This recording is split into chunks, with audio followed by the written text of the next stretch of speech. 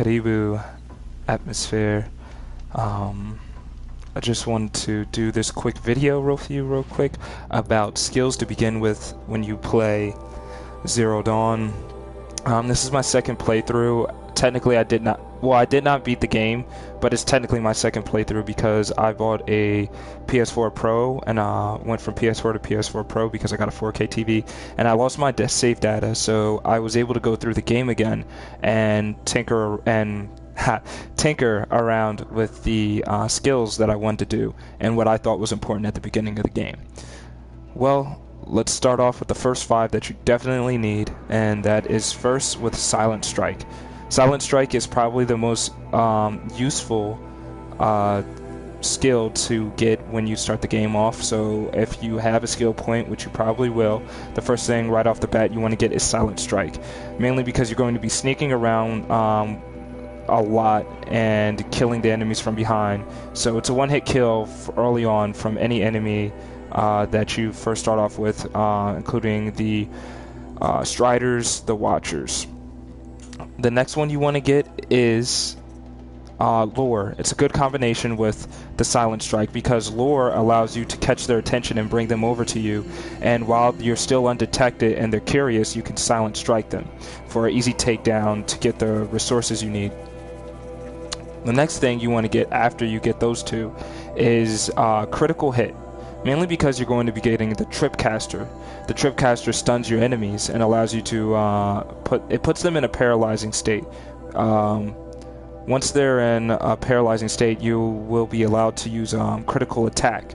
You push R1 and it does a high amount of damage, and it's really useful for the first boss. I won't spoil anything else, but it's really useful for the first boss, and you're going to need it. After you have Critical Hit, you can definitely get Concentration. This allows you to, while aiming, you can toggle with R3 to slow down time. This is very useful for, stopping the time and getting like those crucial hits, whether you need to hit something in the eye, such as the Watchers, or hit canisters off the back of, moving creatures. The next thing I got was Hunter Reflexes. I got this because, it's another slowdown time, and I feel like it's going to be really useful in the future. Especially when it is useful when I am maneuvering around and I need to jump, or especially if I need to slide. It's really good, and the duration of the time feels a little bit longer than when I use Concentration. Another reason why I got Hunter Reflexes was because you can get Balance Aim next. But you can hold off, because that's what I did. I held off on the Hunter Reflexes. Technically the 5th one I got was Healer. It speeds up healing, which is going to be really useful for you early on in the game. And then I got Herbalist, my bad. Fucking butchered that. Herbalist. This doubles the capacity of the medicine pouch. After that, you have to get Gatherer, which is really good anyways because it gets your natural resources. It gets you additional of natural resources. So such things as, any kind of herbs and stuff like that. It gets you additional of that, especially with your bows, with the Ridgewood. It gets you more Ridgewood. Scavenger is the next one. Chance for down. You get extra resources when you're looting down machines. That is really useful, especially in the beginning of the game, because you'll be farming a lot of machines. The next thing you want to get is Disarm Traps, because you'll be laying traps for certain bosses and stuff like that. And if they don't run into it, you can just pick them up and you don't have to worry about wasting resources. And the most important skill, I believe, in this game is Tinker. Mainly due to the fact that early on in the game you'll be using a lot of varied weapons, such as, you'll be using the Karja bows. And when you upgrade, you'll get a Shadow Bow or something more useful. What you want to do is get this perk so you can use like your best available modifications And when you get this skill, you can take those modifications and attach them to other weapons and modification slots, or take them off of the weapon that you're no longer going to use and put them on the new weapon you're going to use.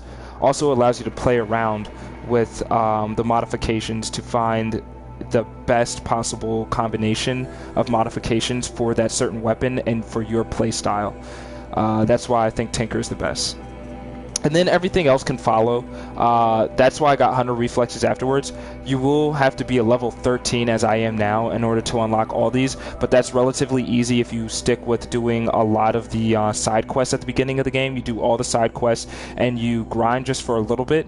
You'll definitely get this with it before you get really heavily into the game. You'll get this right. You'll get to level 13 relatively right after you get out of the provings, which is like technically the beginning of the game.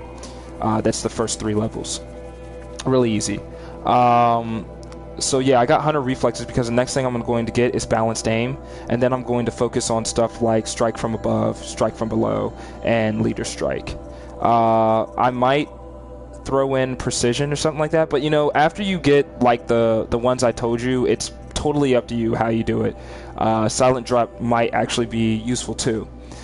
But yeah, that's all I wanted to say for, you know, starting off with your skills. You know, you want to get your, definitely want to get your Silent Strike, definitely want to get your Lore, and then you want to get your Critical Hit. Those are your first 3 that you definitely need 100%.